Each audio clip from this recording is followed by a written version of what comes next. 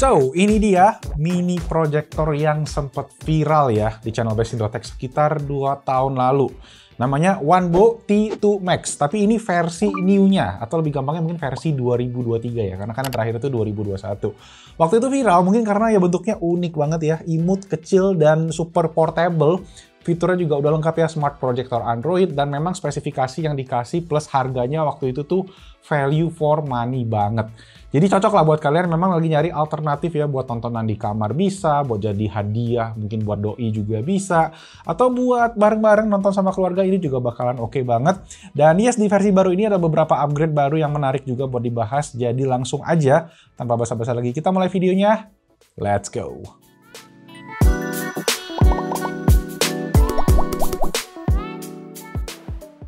Oke, secara desain perubahan utamanya memang lebih ke bagian warna aja ya, yang sekarang jadi warna navy blue gitu ya. Kelihatannya di kamera kayak warna hitam, tapi ini warna biru dongker gitu ya.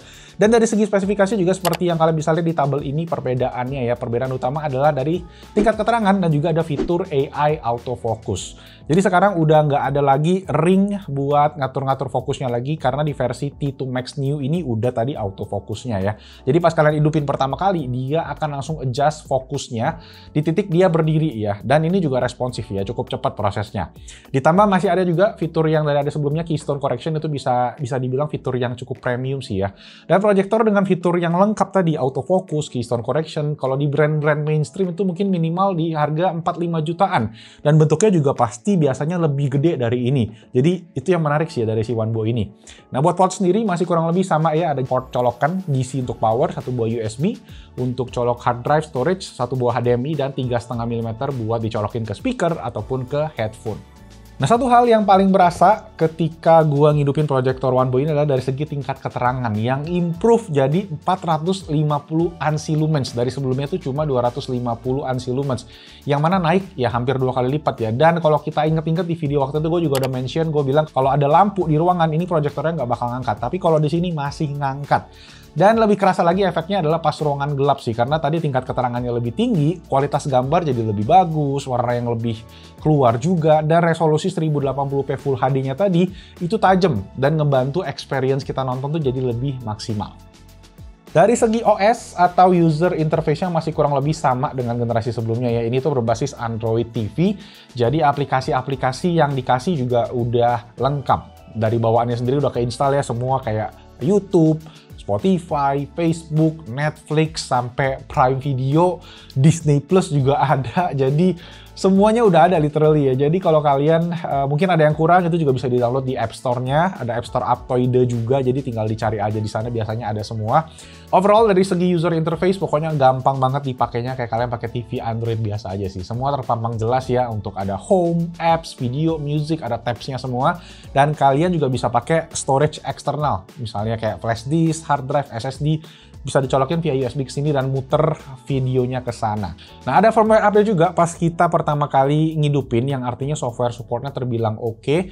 Dan itu waktu gua tes, barusan ada update lagi guys di bulan Juli ini ya. Nah, di bagian setting ini banyak banget yang bisa kalian setting. Pertama dari segi projectionnya sendiri, itu bisa kalian atur. Untuk kalau kalian misalnya mounting ke plafon, itu ada settingan puter-puternya. Untuk Bluetooth juga ada, bisa dikonekin ke device-device lain. Dan ada autofocus sama keystone correction tadi ya, yang bisa semua diakses di sana. Dan kita sendiri ada sekali kemarin proyektornya tiba-tiba random nggak fokus gitu, dan di sini jadi agak ribet karena kalian harus manualin gitu ya dari setting proyektor yang nggak ada tombol di remote-nya gitu ya. Dan di sini karena udah ada autofocus, harusnya ya tinggal dipencet 1 kali aja dia langsung autofocus. Kalau di remote ini masih manual gitu, kayak ada fokus maju sama fokus mundur. Kayak gitu. Nah, satu catatan lagi adalah Wi-Fi di proyektor ini tuh juga kompatibelnya sama 2,4 GHz aja kayaknya ya. Gua itu di kantor kan pakai yang dual band ya, 2,4 GHz sama 5 GHz. Nah, kadang tuh agak susah konekin ke sini. Gue mesti utak-atik, gue mesti bikin jaringan baru yang cuma 2,4 GHz. Biar dia itu bisa connect dan kayak semacam pancingan buat connect ke Wi-Fi utamanya. Jadi agak ribet sedikit.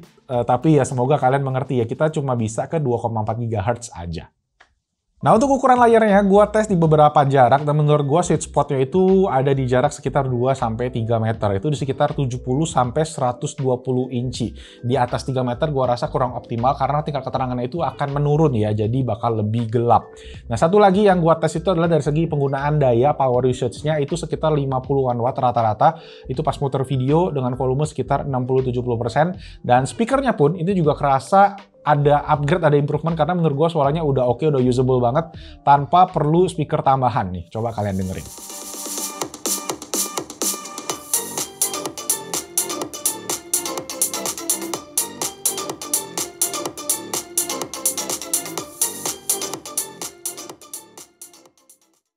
And bring me the head of Boots and Boots! Hey, this is a party. Where's the music?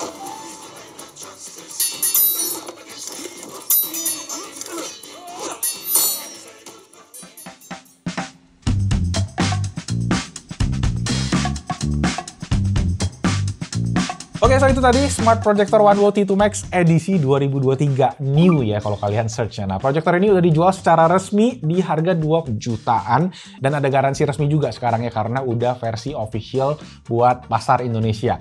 Secara harga memang naik guys, tapi menurut gua value yang dikasih masih worth it sih. Gua sempat cari juga comparison di pasaran nih yang sejenis ya, 1080p, 450 ANSI lumens, dan garansi resmi itu nggak banyak nemu yang sepadan. Adanya biasanya yang ukurannya lebih gede dan merek-mereknya mainstream.